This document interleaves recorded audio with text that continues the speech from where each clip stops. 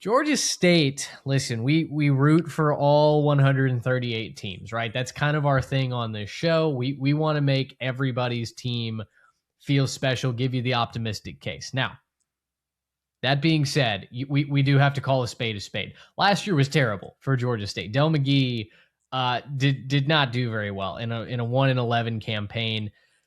That being said, there's also some positives. There's reasons to believe that this team could at least have those fun moments, right? You had Ted Hurst last year that we were big fans of.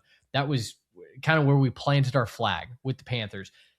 Tell me about what you like from Georgia State this year. I like Cameron Brown. He's fun at the quarterback position. He's one of the most consistent. He was the most consistent quarterback. They churned through, I think, 3 guys last year. He had 3 starts, but he had 1,300 yards through the air in those 3 starts, and the rest of the appeared in 10 games, I should say, and had 1,300 yards in just 3 starts. So there's talent there if they can tap into it. Now, I'm wondering what the plan is around him. I'm not really sure that they brought in enough guys to really help him out and give him enough confidence to be consistent week in, week out. They did make some staff changes on the defensive side of the ball. Cam Clark comes over. He has some defensive coordinator experience at the FCS level.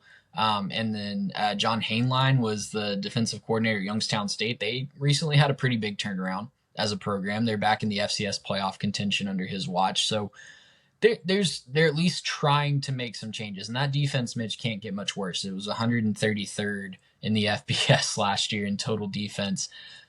I struggle when a coach goes 1-11 and it's not year one to fully buy in, if I'm being honest. But, I think that hopefully you can build around Brown. He has a full off season as a starter, and you can spring a couple upsets and show a little progress to give you confidence that, hey, the staff can get it done and continue to build, because they're right there in the middle of an extremely talent-rich area. You can build a program that wins 5-6 games just on talent in that metro area alone. So, yeah, I think the hope is that you build around Brown, you build some confidence, and you get back towards bowl contention. You're not going to win 6 games this year. I don't think that is, but you want to see signs of progress. This schedule, as you try and pick and choose where to say, hey, a win is possible. This is your opportunity. Let's go find it here. Interesting non-conference slate. Kennesaw State, obviously the in-state team, Central Florida, and Northern Illinois also on the schedule. The road trips in conference, it's hard to feel like any momentum can build when you're going to JMU, to App State, to Marshall, all teams that you just feel like are going to have the talent and quite honestly, the continuity advantage. Yeah, and probably the 3 toughest just venues in the conference as well, right? From a fan impact standpoint, I think they can be better than Northern Illinois. I think that's an opportunity, especially at home. Maybe you can spring an upset against a team like Louisiana at home, depending on when you get them. It's hard to go 1-11. It really is. Even if you're not that talented, it's hard to only win 1 game and no games against FBS competition. So the odds are in their favor of improving that. Now, am I going to take them in our win total improvement draft if we do that again in August?